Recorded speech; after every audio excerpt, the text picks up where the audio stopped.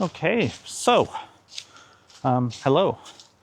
I have recorded this now probably 3 or 4 times, mainly because I was in good lighting situation, but the wind was too much, or the sound was perfect, but I was in bad lighting situation.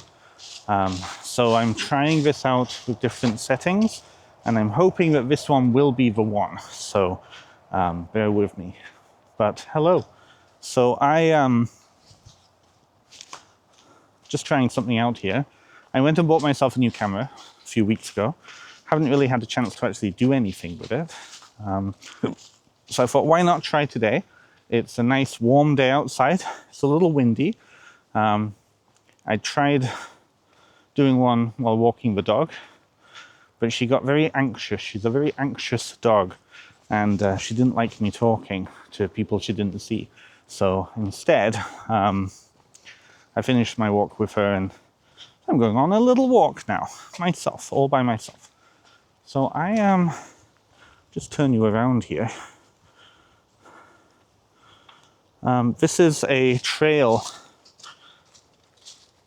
that is kind of in between and on somebody else's property. Don't worry, he said I could. He's pretty open with kind of the neighbors walking. And it's just a beautiful little trail. So I wanted to do a few life updates, especially for my YouTube feed. I realize that not everybody on here, because of my podcast, is necessarily on my Instagram or on my Facebook page. So I have some exciting news, some kind of life updates, and some really exhausting news. So the biggest news update is that I wrote another book. And for those of you who are on Instagram and Facebook, you will have seen the updates around the book Wise Ones, which is that I originally wrote it for a publisher. And unfortunately, for reasons I can't really get into, I decided to walk away from that publisher and kind of strike out on my own again, which effectively left me with a fully written book. And it was a very large book, unfortunately. Well, not unfortunately, no. Fortunately, it's a very large book. And I decided about a month ago, after leaving that other publisher, that what I would do is seek out literary agents. So I have been, for the past month, looking at various literary agents in the UK. I haven't looked at the US yet, but I generated a list of UK agents who kind of fit the niche, and I've never gone through this process before. When I was first writing my first book, Ancestral Whispers, I was very fortunate to work directly with the publisher, but it was a small, it's one of the bigger publishers in that niche, but they don't generally work with agents, as far as I know. And so I worked directly with the publisher to do that. And so I didn't have to go through gaining an agent. I didn't have to go through kind of that representation piece. Unfortunately, to get access to or try to approach some of the really big publishers, you need an agent. And you need an agent who will probably work with you for the rest of your career. I mean, for a very long time at least, right? So it's a whole process to go through. I have learned more about querying in the past month than I would have fully expected. I know I've already made mistakes with some of the queries I've sent out. And this is all a process. This is very normal for this process, but it is exhausting. It is exhausting mentally. It is exhausting emotionally. As a published author, I thought that imposter syndrome was bad with my first book. But the imposter syndrome that comes up from sending out queries to agents who never get back to you, or who are still in that liminal state is even worse. It's like, I don't even know how to fully describe it. People who have been through this process will know what it's like. Those people who've never been through this process, similar to how people who've never gone through a publishing process before don't quite know the bizarre feelings that come up. There's no really easy way to describe it. Now, I apologize. I'm working on a lot of broken leaves right now, dead leaves. So if you can hear this, I apologize. I'm hoping that my little microphone here doesn't pick it up. So I've sent out in the past 4 weeks 32 queries to agents, mostly in the UK, as I said. I've heard back from 2 of them to say, this is an interesting concept. I look forward to reading your submission or your proposal. Because that's the thing with nonfiction, this is a nonfiction book, is that oftentimes it's based on proposal rather than writing for full manuscript and then submitting the manuscript. This is what you do with fiction, but with nonfiction, it's all on proposal. So I have a fully written book that is ready to go, at least the first draft of it. And I'm trying to get somebody on board for that with it already in place, right? Different than a proposal where somebody can come in and say, okay, it's too long, it's not long enough, you need to focus more on this, can you include this? So there's a lot less ability to change things up. Also, depending on the publisher too, they might want a particular type of book as opposed to what you've already written. Whereas with fiction, generally speaking, you'll go through many types of edits with, this is really interesting. I'm just seeing this. 1 sec. Look at this. I've been walking this trail for almost every day for the past couple of weeks. It's always interesting to see what new kind of damage the local wilderness has, or the local wildlife have done. We get a lot of deers in this area up here, and porcupines and squirrels and coyotes and things like that. So looks like this was probably brought down, it's dead, by a deer, because there's like marks that show that they've been rubbing up against it. Anyways, interesting. So anyways, yes. So I've sent 32 queries out, and the 2 people that got back to me, they expressed an interest, but they wanted to hear more of this, hear more of that, or I've actually received more rejections. I've received 3 rejections, and they were lovely rejections. They were really lovely rejections. They were personalized, which were really good. The rejection process, and this is the thing with this whole process, is that you're going to get rejections.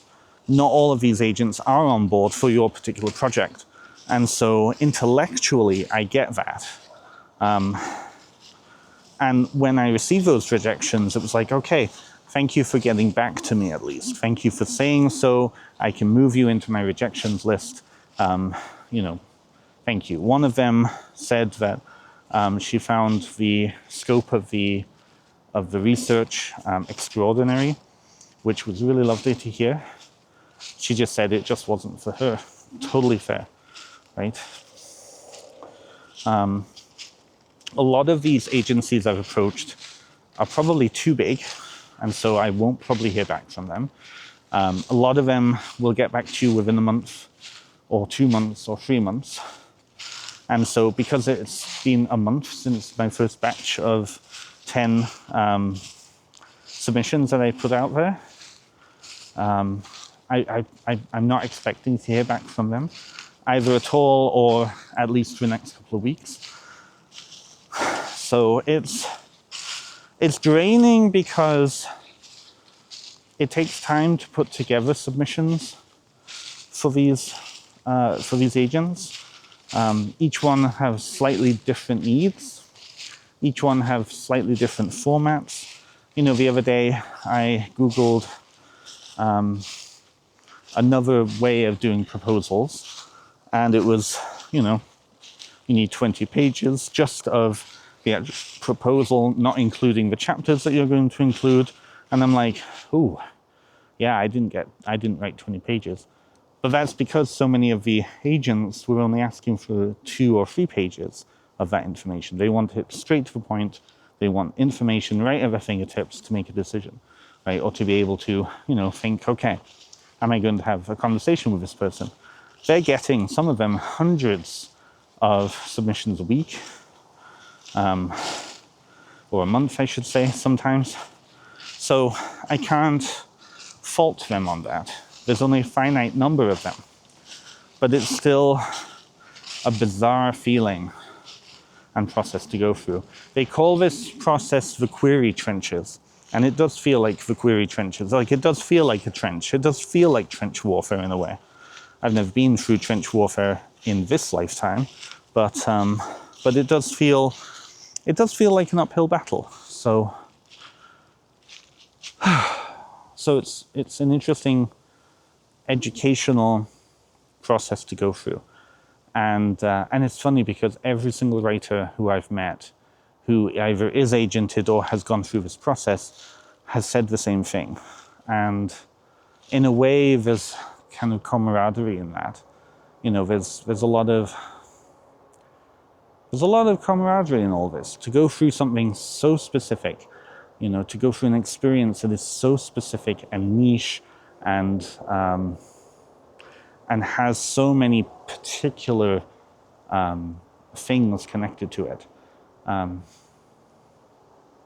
It's interesting, but it's also very good because there is an abundance of videos on YouTube and other sources of writers who have gone through this process and are speaking about this process and what it was like and how they dealt with it and how they protected themselves from imposter syndrome and things like that.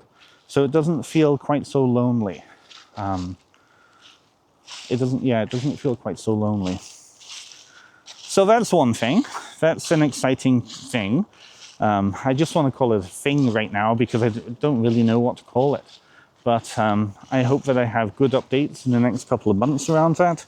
And I mean, the biggest piece of advice is that I've been given or have seen online is don't take it personally and keep slogging on, right?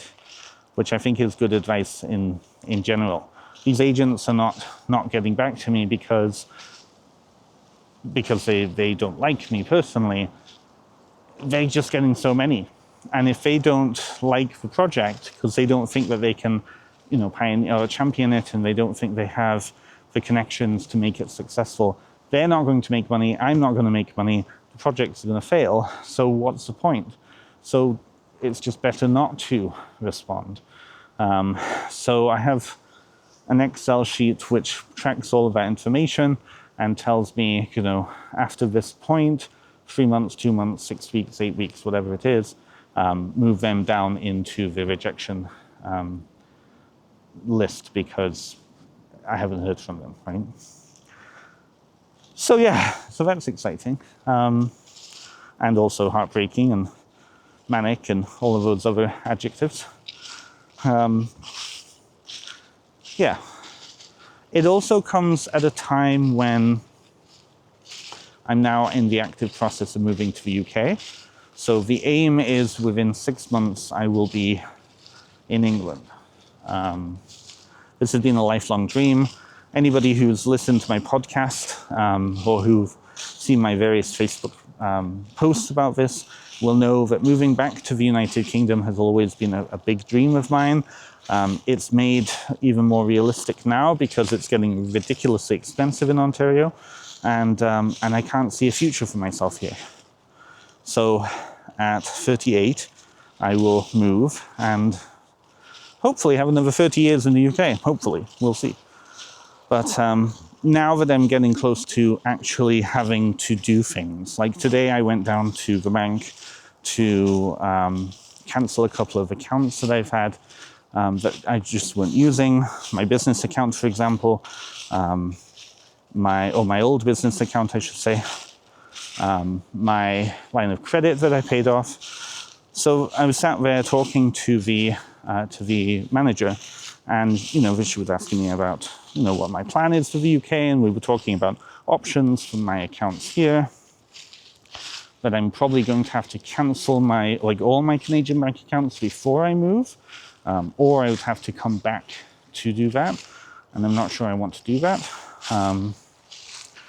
So that made it real. That started making it real.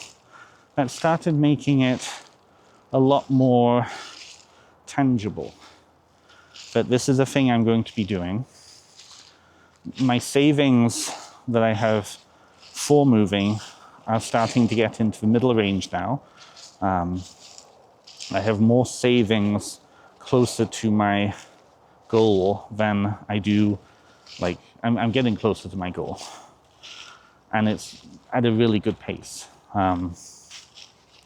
So that's becoming a thing. I have a whole list of things that I'm going to need to do. And I have them all planned out. I know when to do them, what to do, how much of it to do, all that, right? So it's interesting.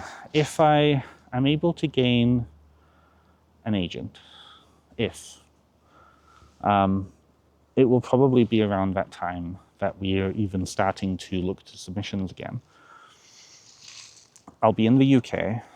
I'll have an agent. I will have my practice over there, because now I have more clients in the UK than I do in Canada, and I'm not taking on Canadian clients anymore. So it's literally a fresh break. And that's weird. That's a very weird feeling to be in, that I'll just be able to start again. So that's really strange. I'm not sure what to think about that. I've wanted this for such a long time. Now I'm actually getting close to getting it. I don't know what to think, and I don't know what to feel. I'm excited. I'm excited to go and hang out with my friends I've made over in the UK. I'm sad to say goodbye to my friends in Canada, but I know I can come back and visit them. My parents are still here. So it's a weird sort of conundrum. And it's made even stranger by the fact that as of this year, I'm now the same age as my parents were when they had me. So they were 37 and 38. So it's like I'm kind of following in their footsteps, but in reverse. They came over to Canada with us when they were in their late 40s. And I didn't want that for myself. I didn't want to move back to the UK so late. But here I am, about to move. So I'm hoping all of this makes sense. I'm hoping that this 18-minute monologue sounds okay, first of all, and looks okay.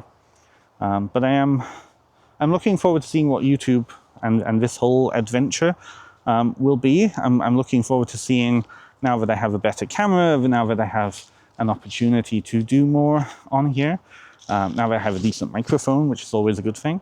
I'm looking forward to seeing what content I can do. I have a whole list of things that I would love to do videos on, and join the YouTube Witch community. Yeah, there's a lot of exciting things going on, and there's a lot of strange things going on, and there's a lot of exhausting, terrifying, and all those other things going on. So I thank you for joining me on this little walk. I am now just almost at the end of the trail here, and I can head back. I want to hear from those people who've been following me since my podcast. How are you all? What's been happening in your lives? What new adventures are you looking at in 2025? What's happening? All right. I will catch you all later. Thank you. And thank you for watching. And if you haven't subscribed yet, please subscribe down below. And I look forward to seeing you in the next one. Bye.